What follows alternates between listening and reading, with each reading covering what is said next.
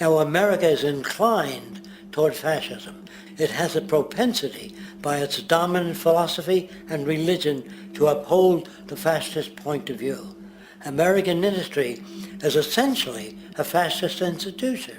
If you don't understand that, the minute you punch that time clock, you walk into a dictatorship. We're given notions about the respectability of work, and I really look at it as being paid slavery. They're brought up to believe that you shall earn your living by the sweat of your brow. That holds people back, freeing people from drudgery, repetitive jobs which make them ignorant. You rob them. In our society, that is a resource-based economy, machines free people.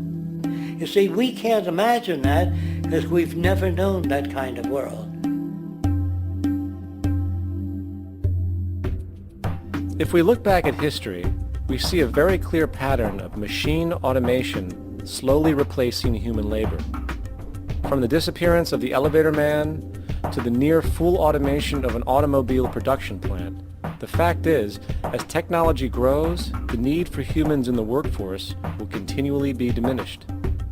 This creates a serious clash, which proves the falseness of the monetary-based labor system. For human employment is in direct competition with technological development. Therefore, given the fundamental priority of profit by industry, people through time will be continually laid off and replaced by machine. When industry takes on a machine, instead of shortening the workday, they downsize. You lose your job. So you have a right to fear machines. In a high-technology, resource-based economy, it is conservative to say that about 90% of all current occupations could be phased out by machines, freeing humans to live their life without servitude, for this is the point of technology itself. And through time, with nanotechnology and other highly advanced forms of science, it is not far-fetched to see how even complex medical procedures could be performed by machines as well, and based on the pattern, with much higher success rates than humans get today. The path is clear, but our monetary-based structure, which requires labor for income, blocks this progress. For humans need jobs in order to survive. The bottom line is that this system must go, or we will never be free, and technology will be constantly paralyzed. We have machines that clean out sewers. It frees a human being from doing that. So look at machines as extensions of human performance. Furthermore, many occupations today will have simply no basis to exist in a resource-based economy, such as anything associated with the management of money, advertising, along with the legal system itself. For without money, a great majority of the crimes that are committed today would never occur. Virtually all forms of crime are a consequence of the monetary system, either directly or by neuroses inflicted through financial deprivation. Therefore, laws themselves could eventually become extinct. Instead of putting up a sign, drive carefully, slippery when wet, put abrasive in the highway so it's not slippery when wet. And if a person gets in a car they're drunk and the car oscillates a great deal, there's a little pendulum that swings up and back and that'll pull the car over to the side.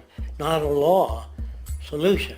Put sonar and radar in automobiles so they can't hit one another. Man-made laws are attempts to deal with occurring problems, and not knowing how to solve them, they make a law.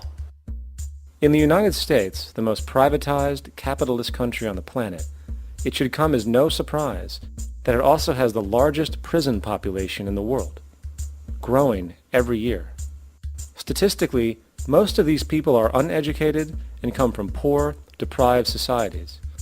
And, contrary to propaganda, it is this environmental conditioning which lures them into criminal and violent behavior.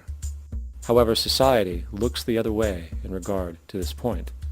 The legal and prison systems are just more examples of how our society avoids examining the root causes of behavior. Billions are spent each year on prisons and police, while only a fraction is spent on programs for poverty, which is one of the most fundamental variables responsible for crime to begin with. And as long as we have an economic system which prefers and in fact creates scarcity and deprivation, crime will never go away.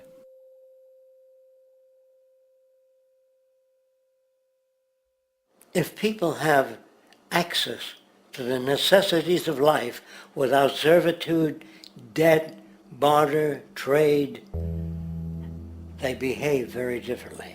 You want all these things available without a price tag.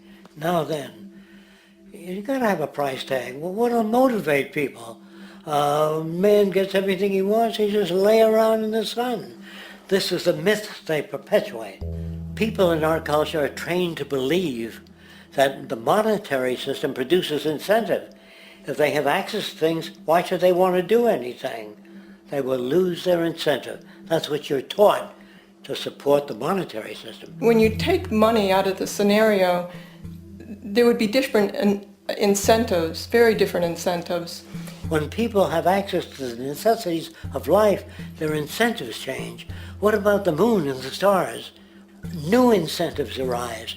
If you make a painting that you enjoy, you will enjoy giving it to other people, not selling it.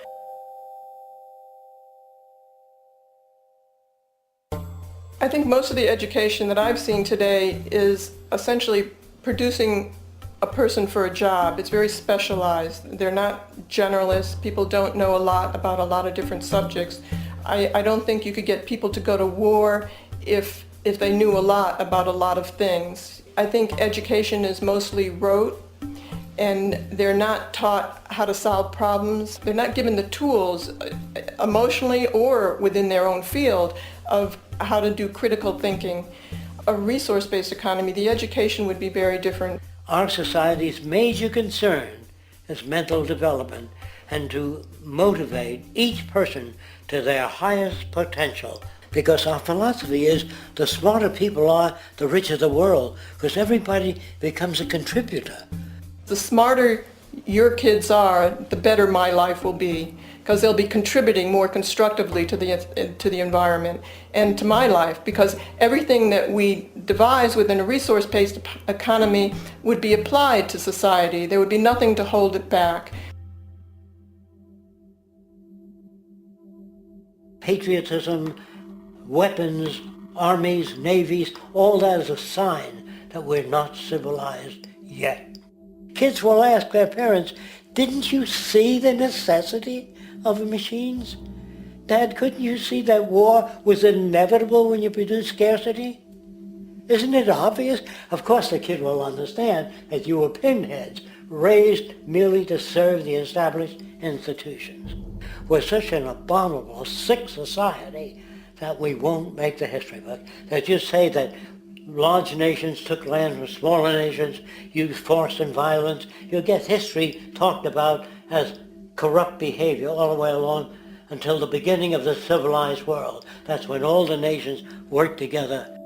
World unification, working toward common good for all human beings, and without anyone being subservient to anyone else, without social stratification, whether it be technical elitism or any other kind of elitism, eradicated from the face of the earth.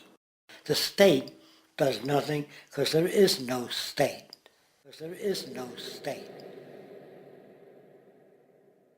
The system I advocate, a resource-based global economy, is not perfect. It's just a lot better than what we have. We can never achieve perfection.